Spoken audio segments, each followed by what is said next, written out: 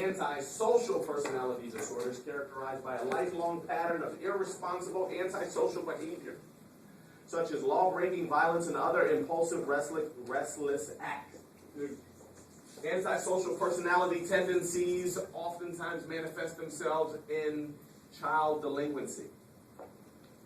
Gang members, adolescent, rebellious kids. They're not following the rules. Antisocial means not following the rules. Antisocial does not necessarily mean that the person's not saying hi to you, Randall or Chantel. Antisocial means that they're saying the hell with rules. It's socially responsible to respect rules and boundaries, right? The antisocial person says the hell with the stop sign. The hell with the speeding limit. The hell with the back of class starts at 5:15. Why you look at me when you said it? Well, didn't laugh at it.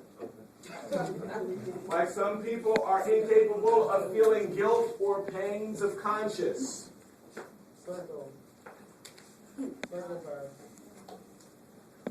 are abnormalities in the central nervous system. They have an abnormality. They have a nervous issue. So they can't feel pain. Oops. They have a brain or cognitive issue, frontal lobe issue. So they can't control, or they have an inability to control responses.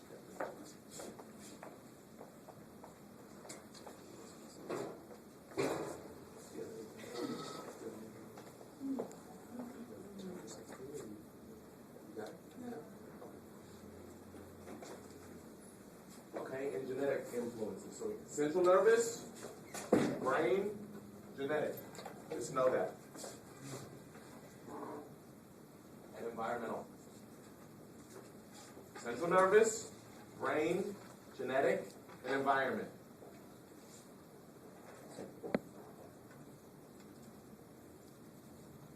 Biology and addiction.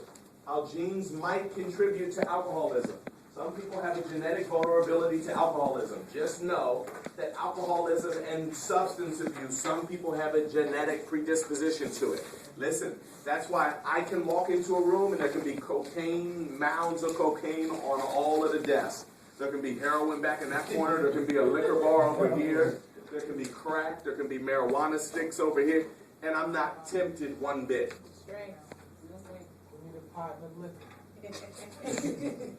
There can be wine, there can be, I'm not tempted one bit, because that's not my genetic predisposition. Yet, somebody can come in here and just lose their mind.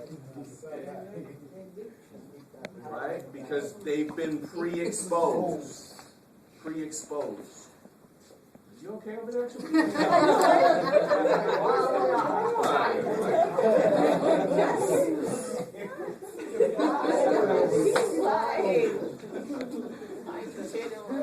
Learning culture and addiction. Why alcoholism is more common in some cultures than others? Well, listen, let's go there. The majority of African Americans have some Native American ethnicity in us. And all Hispanics, Latinos, Central Americans, and South Americans have some degree of Native American ethnicity in us. Okay. And Hispanics and African Americans were socially, politically, and economically controlled as slaves, right? Well, one of the ways in which they controlled us as slaves and manipulated us into signing away our deeds and our contracts and everything was they medicated us or indoctrinated us with alcohol. Mm-hmm. And so they would oppress us. Remember, depression starts when an event takes place. And so when trauma takes place, then we have to kind of make sense of the event. And one of the ways in which we make sense of the event when trauma hits, or when we deal with trauma, is we try to numb the pain. Y'all with me? Yeah. Okay. So what happened was, oftentimes the slave masters would kill the husband, kill the child, kill the wife, rape the wife in front of the children, rape the wife in front of the man. There would be some type of traumatic event. If not that, just put you in handcuffs and throw you on a boat, and you're in a boat for 30 hours or 30 days or 30 months. Okay?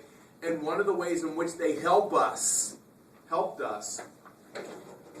cope with that trauma was giving her cases of Jack Daniels or Captain Morgan Spice rum. Okay, now she just got finished getting raped on a slave ship for 5 days straight. She used to live in Ghana, now she's on a slave ship and she's going across the Atlantic Sea, and she's never been bolted to the bottom of a boat before ever.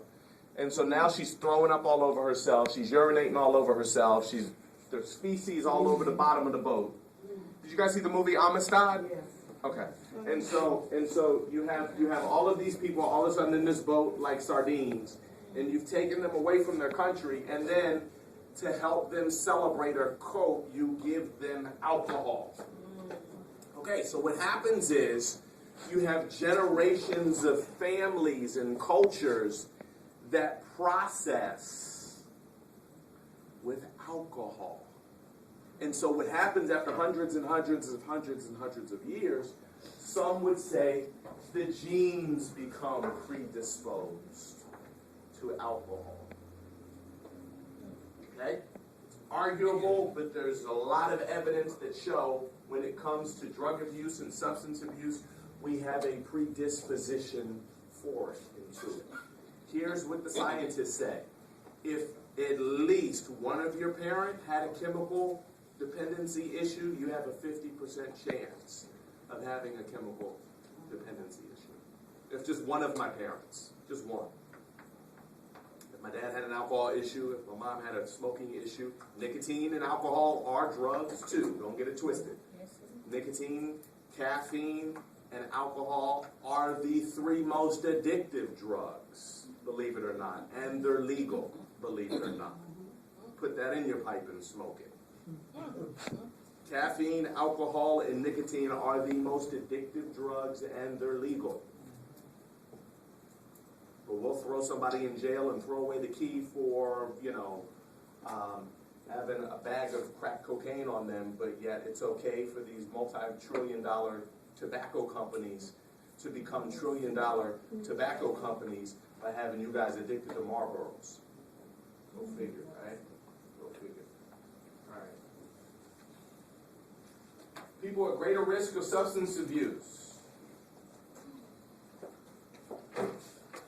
Those at a greater risk of alcoholism or other drug abuse have a genetic vulnerability to drug or have been using it long enough for it to have damaged or changed their brains. Believe they have no control over their drinking, they have no control, but they live in a culture or they are part of a peer group that promotes and rewards this type of behavior. And last but not least, they rely on the drugs to get through. You guys see that? You guys see that?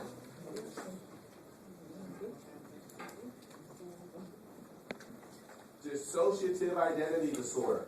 A controversial disorder marked by the appearance within one person of 2 or more distinct personalities with its own name and traits, commonly known as multiple personality disorders, and we refer to these alter egos and these different personalities as alters.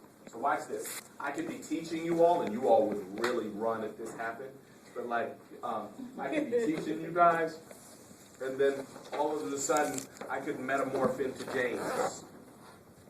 And James is a chef who likes to cook Cajun food. And so all of a sudden I was just talking to you about multiple personality disorder and counseling and psychological issues, and now all of a sudden I'm talking to you about Cajun cuisine and how to prepare Cajun cuisine in jambalaya and shrimp etouffee and all that. And you all are like, what in the world just happened? What just happened was I came out of Kobe and I navigated into James. And then I could be hanging out in James for a little bit, and then I could navigate into Marcia. And who's Marcia? Marcia's my babysitter who abused me 30 years ago. Okay? Controversial, but there are multiple personality disorders. And it's controversial, so you have the first view, it's legitimate. The second view. All right? The second view is it's an extreme form of someone's ability to present different aspects of themselves. All right? First view is Professor Morgan's crazy. He's got multiple personality disorders. He needs medicine for Kobe, James, and Marcia. Okay? The second view is here's what's going on. Cope's not necessarily crazy. He just didn't grow up in an environment where he was able to express himself.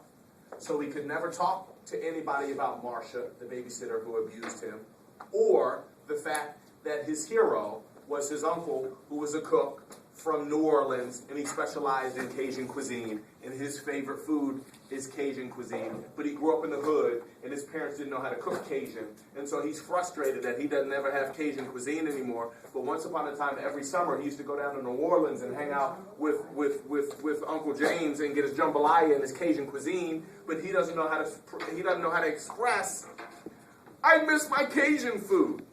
So he navigates into James and acts out as James. You guys get that? That's the second view. I thought they said I was like they threw that out the window. Most of our personalities. Who's they? Like clinicians or whatever. No. It's controversial. Remember, you have a first view that says it's legitimate. The second view says it's an extreme form of somebody not being able to express themselves and they're acting out because they've never been able to express themselves. It's controversial. Okay? You get that? So don't get that wrong on the exam. Okay? Because it depends. It's debatable.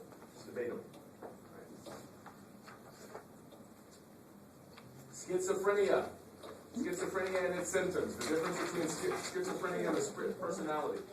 Schizophrenia is a psychotic disorder marked by delusions, hallucinations, disorganized and incoherent speech, and inappropriate behavior and cognitive impairments. It's an example of a psychosis. Does anybody know of anybody who's ever battled with schizophrenia? Yes. They told me. Anybody? It's weird because you don't know that, like, the boy I didn't know that he was weird. Well, I knew when I met him, it's my friend, it's the father of the child. How do you know he has schizophrenia? Oh, I met him in this crisis. Really? Yeah, that was the first time meeting him, and she was like, "Come me to the hospital to, see my big father." And I was like, "Okay," I thought he got, he was sick or something, but he was in a crisis zone. But he's not weird. Well, he's weird. You don't talk to him like he's like cold. But you'll never know that he's crazy. Check this out. The 5 key symptoms of schizophrenia. It's going to be on the exam. Trust me. Bizarre delusion. Hallucination. That's the definition. What's that? All this stuff that definition for the Correct.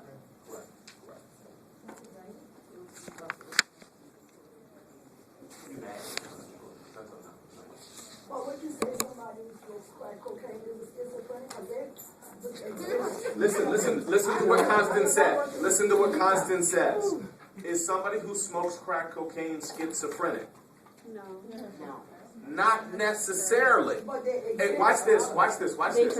A schizophrenic. What are you saying, Sylvania? Maybe eventually they can turn schizophrenic. Yeah. And look.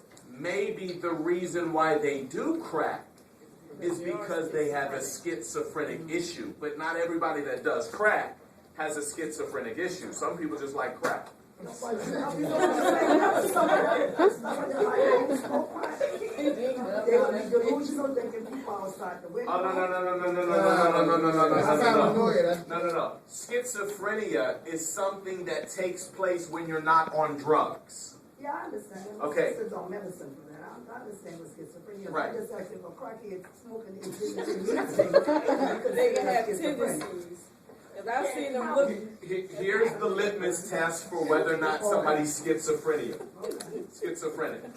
You don't see 6. He smokes crack. Okay. They're 5. You gotta have 5. These are the 5 definitions of a schizophrenic. No, I'm with you, Constance. You're on. Schizophrenics can smoke crack, but because you smoke crack doesn't mean you're schizophrenic. Y'all get that? Can I move, y'all? We're getting caught up on schizophrenia. Can I keep moving? Somebody that like constantly talks to themselves and really think that the person is right there like every day, all day. That's schizophrenia. That's schizophrenia. They gotta have all 5. That's schizophrenia. Hallucination.